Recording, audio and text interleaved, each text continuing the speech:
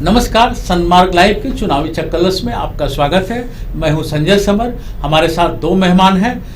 आपके प्रदेश अध्यक्ष जयशंकर चौधरी जी हैं। आपका स्वागत है जयशंकर चौधरी जी। दूसरे मेहमान हैं हमारे श्याम किशोर चौबे जी, जो सन्मार्ग अखबार के संपादक। चौबे साहब, आपका भी नमस्कार है। आज हम बात करेंगे लोकसभा चुनाव से संबंधित। चौबे जी उसका मंथन करेंगे और बताएंगे कि कैसे क्या है। आपका विस्तार धीरे धीरे हो रहा है, लेकिन झारखंड में एक ही सीट पर आप लोग चुनाव लड़ रहे हैं। ऐसे में कैसे हम लोग क्या कुछ कर सकते हैं? अभी तो एक सीट पर भी नहीं लड़ रहे हैं।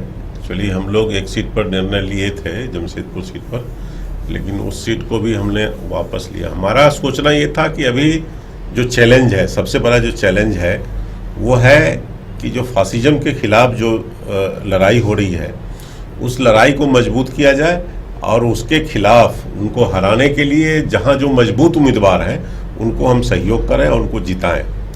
और दूसरी बात यह है कि सिर्फ चुनाव लड़ना मकसद नहीं था कि चुनाव लड़ करके हम संगठन को प्रभावी और विस्तार कर सकते हैं।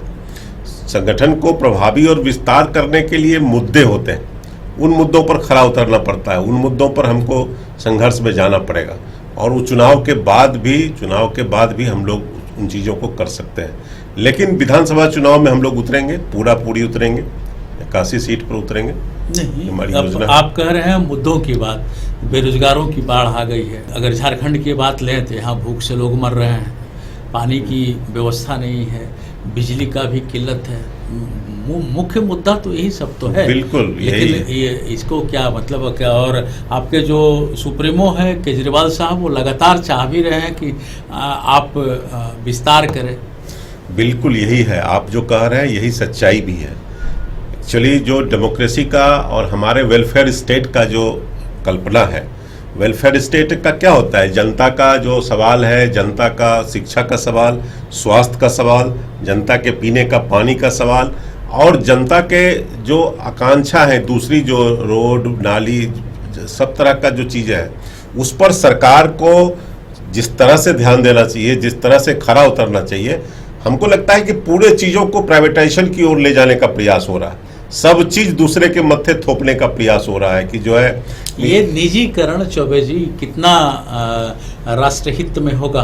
आपने कहा निजीकरण, सच है कि ये निजीकरण की ओर बढ़ रहे हैं हम। सन 1979 में इंदिरा गांधी ने सब निजीकरण को सरकारीकरण किया था और फिर ये निजीकरण की बात आ रही है। तो निजीकरण से राष्ट्र को लाभ कितना है? देखिए, सन 79 की स्थितियाँ और आज की स्थिति, 2019 की स्थिति, दोनों में काफ़ी अंतर है। उस समय इंदिरा जी ने जो किया था वो तो 72 में ही बैंक का कर दिया था, फिर कोल इंडिया का किया था। लेकिन अब जो है, जो स्पेक्ट्रम है अपने समाज का और विकास कार्यों का और इसके साथ साथ अपॉर्चुनिटीज़ का, ये काफ़ी बढ़ गया है। इसके बढ़ जाने के बाद सारा कुछ सरकार ही कर लेवे, यह संभव नहीं है। सरकार अगर सब कुछ करने लगेगी, यह व्यवहारिक बात है, तो उसका बोझ जनता पर बहुत ज़्यादा आएगा। इसलिए कि उनके पास फिर एम्प्लॉइज़ की अपार संख्या होगी, उसको मेंटेन करना बहुत आसान नहीं होएगा। दूसरी बात कि जो एम्प्लॉइज़ होंगे वही केवल उसका फ़ायदा ले पाएंगे। इसलिए प्राइवेटाइजेशन की ओर जाना तो पूरी दुनिया का कल्चर बन रहा है। ये जरूरी भी दिखाई दे रहा है। ये आपको स्वीकार करना होगा कि कुछ क्षेत्रों में आपको प्राइवेटाइजेशन की ओर जाना ही होगा। जैसे इन्होंने एजुकेशन की बात की चौधरी जी ने, आप एजुकेशन में लीजिए कि जो अपने प्राइवेट इंस्टीट्यूशंस हैं, स्कूल्स हैं, या इंजीनियरिंग कॉलेजेस हैं, या बाकी अदर फैकल्टीज़ में जो प्राइवेट संस्थाएं हैं, और दूसरी ओर जो अपनी सरकारी संरचना है, सरकार के साथ एक मुसीबत की बात ये भी आती है कि सरकारी नौकरी मिलने के साथ ही आदमी निश्चिंत हो जाता है कि अब हमको हमारे द्वारा समाज को कुछ नहीं देना है, हमने समाज से पाली नौकरी, अब हमको कुछ देना नहीं है, वो सुस्त पड़ जाता है। प्राइवेट संस्थाओं में होता निजी संस्थाओं में लोगों की एक्टिविटी बनी रहती है, नहीं बनी रहती है तो बना दी जाती है, उनको प्रोवोक किया जाता है कि आप बनिए और वो कोशिश भी करते हैं। तो सवाल इस बात का नहीं है कि प्राइवेटाइजेशन की ओर गवर्नमेंट्स जा रही हैं या नहीं जा रही हैं, सवाल ये है कि संस्थाओं का विकास कैसे हो। आपने इंदिरा गांधी का उल्लेख किया, आप देखिए उस समय सरकारी सेक्टर से जहाँ तक मुझको याद आ रहा है, उस समय तो मैं थोड़ा छोटा था, छोटा मैं भी था। लेकिन मुझको याद आ रहा है कि केवल 2 सरकारी विकास कार्य योजनाएं चलती थी। एक था फूड फॉर वर्क, वो भी बाद में आया, और उसके पहले था वयस्क शिक्षा, एडल्ट एजुकेशन, लालटेन में तेल डाल के रात में लोगों को पढ़ाना, लोगों को शिक्षित करने का काम। आज आप देखिए तो सेंट्रल गवर्नमेंट की ही लगभग 130 योजनाएं हैं। उसमें स्टेट गवर्नमेंट की योजनाओं को जोड़ दीजिए तो ये 150 से ऊपर चली जाती हैं। तो इतनी योजनाओं को एक साथ सरकार स्वयं संचालित करे, यह संभव नहीं। अच्छा, केजरीवाल साहब आपके पार्टी सुप्रीमो जो हैं, वो तो जिस हिसाब से आगे आए थे, आजकल धीरे धीरे गिरावट आ रही है पार्टी के सोच में या पार्टी के समर्थकों में। ये गिरावट का कारण क्या है? देखिए, गिरावट का कोई कारण उस तरह से नहीं होता है। राजनीति में हर समय एक जैसा नहीं होता है, एक दौर होता है। जब आप जेपी मूवमेंट के समय में भी देखे होंगे कि जनता का, स्टूडेंट की जो आकांक्षा थी वो सड़कों से लेकर के जेपी मूवमेंट की बात अलग है। यहाँ सीधे सीधे जिस छवि के साथ केजरीवाल आए थे, एक ईमानदार, जो आपकी बात होती थी, वो छवि आज भी उनकी है। वो छवि को काफी धक्का लगा है, क्योंकि कई लोग आपके कई कारणों में लिप्त पाए गए, जिनसे उन लोगों को रिजाइन करना पड़ा। जो चीजें जो खुल करके सामने आई, देखिए, वो तो जो आज जो समाज है, इसी समाज से लोग जाएंगे और करेंगे, लेकिन वो छवि में उनका असर नहीं पड़ा है।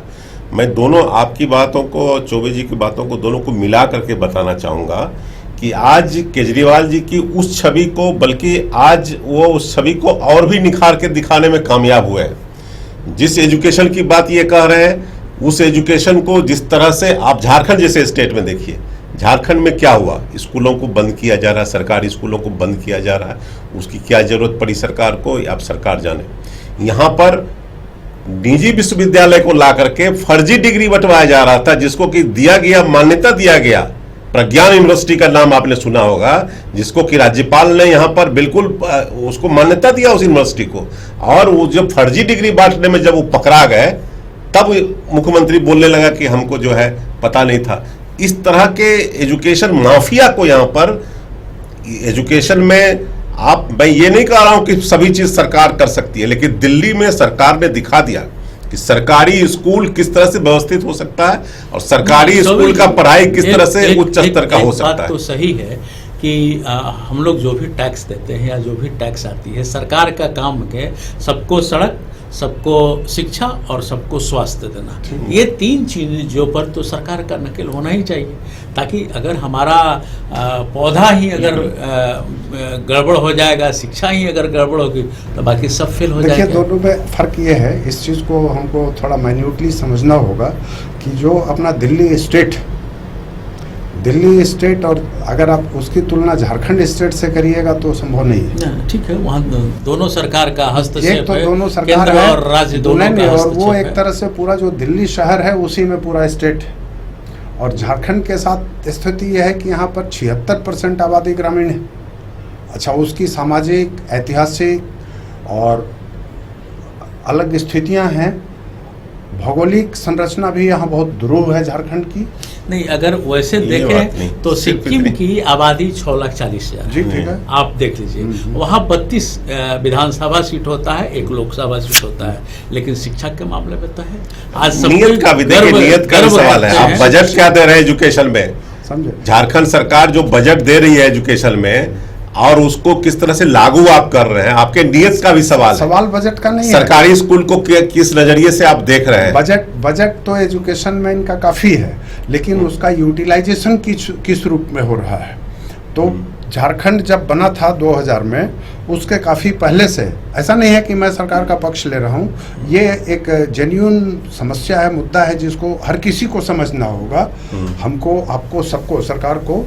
और जब तक पब्लिक का पार्टिसिपेशन नहीं होगा गवर्नमेंट फंक्शनरीज के कामों में, तब तक वो सफल नहीं होगा। उसमें सहमत है। इसके पीछे कारण यह है कि आप देखिए गाँवों में जो अपने स्कूल चलते हैं और वहाँ पे पब्लिक पार्टिसिपेशन के नाम पे गांव के ग्रामीणों को छोड़ दीजिए, जो वहाँ पे अपनी जो तीसरी इकाई है पंचायतें किस प्रकार से स्कूलों को हैंडल करती हैं, वो उनको ज़रा गवर्न करें तो स्थिति सुधर सकती है। मतलब स्थिति में सुधार से तो एक बात तो है चौधरी जी कि निजीकरण से जैसे सरकारी नौकरी मिल गया मतलब अब जमींदारी हो गई, लोगों के जहन में भरा पड़ा है, और वही काम अगर प्राइवेट सेक्टर से हो रहा है या करवाया जा रहा है, वही लोग वहाँ काम भी करते हैं। देखिए, निजीकरण का हम पूरा विरोध नहीं करते हैं, लेकिन बहुत सारे विभाग हैं, बहुत सारे इशूज हैं जहाँ पर कि निजी, आप ये बताइए कि यहाँ पर रांची या झारखंड में जो गांव का जो हॉस्पिटल है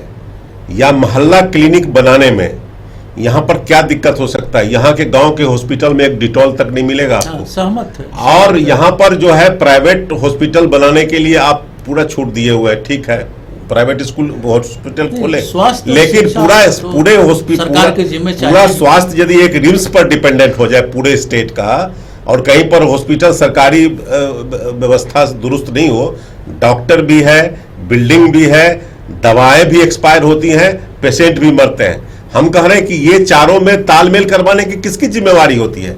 एक गवर्नमेंट की जिम्मेवारी होती है ना, कि जहां बिल्डिंग है वहां पर दवा नहीं है, जहां दवा है वो दवाई एक्सपायर हो रही है, वहां डॉक्टर नहीं है, डॉक्टर कह रहे हैं कि हमको नौकरी चाहिए, जॉब चाहिए, उनको नौकरी देने वाला नहीं है और मरीज नौकरी इलाज के बिना मर रहे हैं।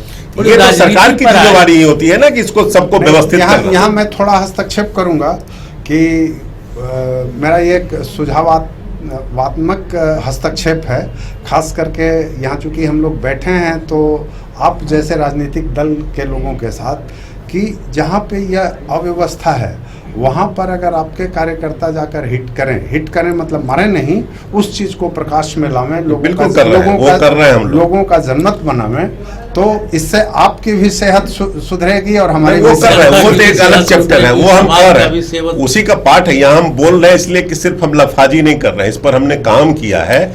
इस पर अभी देखिएगा कि आयुष्मान भारत योजना जो सरकार की योजना है, इसमें हमने रांची शहर में 10 ऐसे केसेस को हमने हाईलाइट किया जिसको कि बंधक बना के रखे हुए था वर्चुअली, वो उनके पास कार्ड भी था, वहां पर हॉस्पिटल में ये भी थे, और उनको जो है बदतमीजी आएंगी। हाँ बिल्कुल आएंगी। सवाल यह है कि उस पर वहां ये जितना सरकार को सेंसिटिव होना चाहिए इन चीजों में, जितना सरकार को तवज्जो देना चाहिए इन चीजों में, हम कह रहे हैं कि सरकार का तवज्जो दूसरे तरफ होती है उनका, बल्कि आप देखिएगा कि निजी कंपनियों का जमीन का व्यवस्था में वो लगे हुए हैं, कैसे करेंगे, लेकिन अपना जो ये है ठप पड़ा हुआ है, अपना जो बहुत सारे इंडस्ट्री ठप पड़े हैं उन पर उनका ध्यान नहीं है। थोड़ी राजनीतिक बात करें तो आपने कहा कि हम लोग झारखंड में कुछ वैसे पार्टियों को सपोर्ट करेंगे जो जीतने वाले हों, तो आप लोग यहाँ किसको समर्थन दे रहे हैं? देखिए, हम लोग एक जनरल पॉलिसी बनाया है कि जहाँ जो भी पार्टी एनडीए को हराने की स्थिति में है हम लोग उनको सपोर्ट करेंगे। मतलब यूपीए का समर्थन करेंगे सीधा? यूपीए है या कहीं दूसरी पार्टी भी हो सकती है जो यूपीए से ज़्यादा उस मामले में आगे दिख रही हो।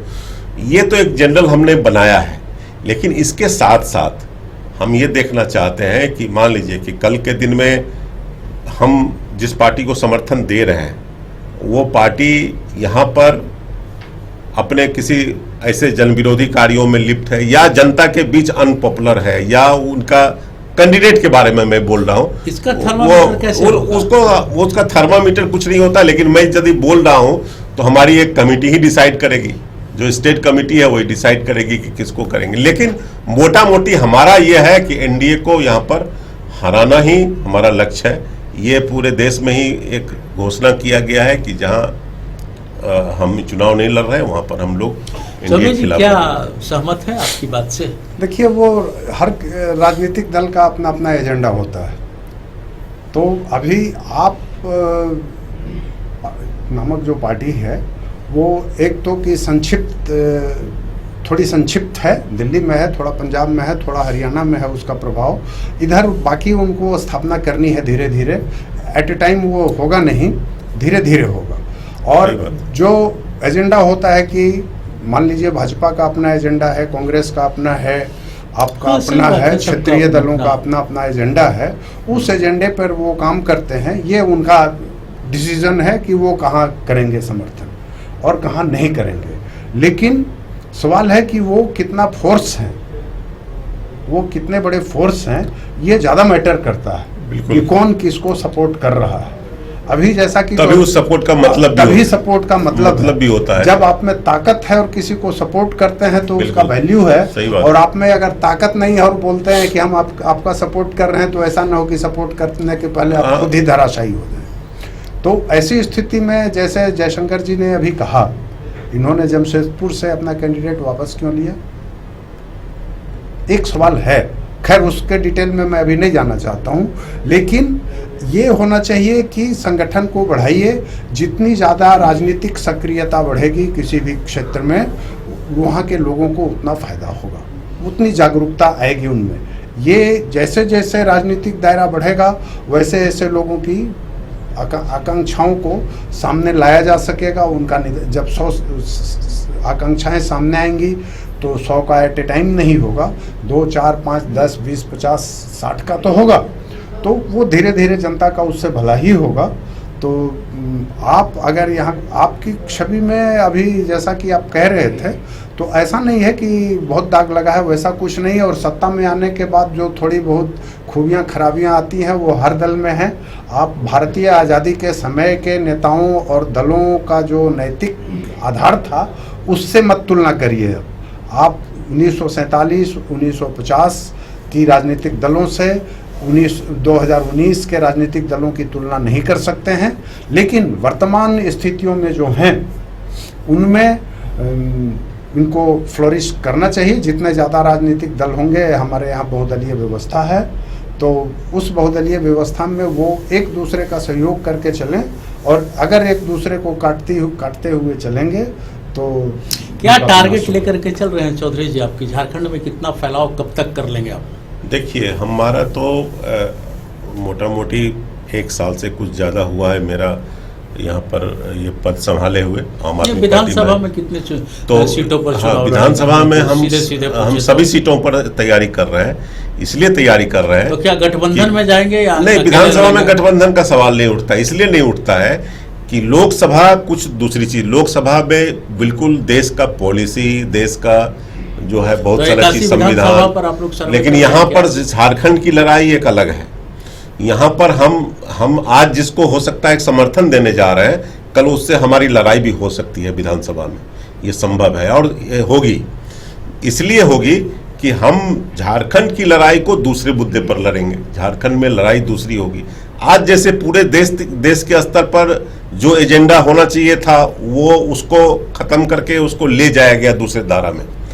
आज देखिएगा कि नोटबंदी, जीएसटी, इस सब का चर्चा नहीं हो रहा है पूरे देश में, जिस पर लड़ना चाहिए था। नोटबंदी का मसले को लाना चाहिए था, भाजपा को बताना चाहिए था कि नोटबंदी से क्या फायदा हुआ, हमने क्यों किया, जीएसटी लागू करने से क्या क्या फायदा हुआ, या जीएसटी में कितने संशोधन हुए, क्यों करना पड़ा। उसके अलावा बहुत सारी चीजें उस पर नहीं करके आज पूरा का पूरा राष्ट्रवाद जो है मुद्दा बन गया। और राष्ट्रवाद में भी एक भोड़ा किस्म का डिबेट, एक भोड़ा किस्म का जो है गाली गलौज यहाँ पर उतर गया। पूरे देश के अंदर एक माहौल खराब हुआ है। इसमें मेरा कहना यह है कि आज के दिन में जो पूरे देश में हो रहा है और झारखंड में जो चुनाव होगा, झारखंड जो की स्थिति होगी, वो बिल्कुल भिन्न है। यहाँ पर जिस तरह से 18 साल झारखंड में राज हुआ, वो पूरा लूट खसोट का राज रहा। और उस लूट खसोट में भी जो बेसिक जो चीजें हैं, आज भी यहाँ पर आप देखिएगा कि यहाँ पर पहले तो बता रहे थे लोग कि यहाँ पर किसान रहते ही नहीं है, औद्योगिक एरिया है, राजनीति में कोई अस्थाई दोस्त या दुश्मन नहीं हो सकता। चौधरी जी ठीक ही कह रहे हैं। आज के लिए बस इतना ही। चौधरी जी आपका बहुत बहुत शुक्रिया। चौबे जी आपका भी बहुत बहुत शुक्रिया। हम फिर मिलते हैं किसी नए शख्स के साथ। नमस्कार।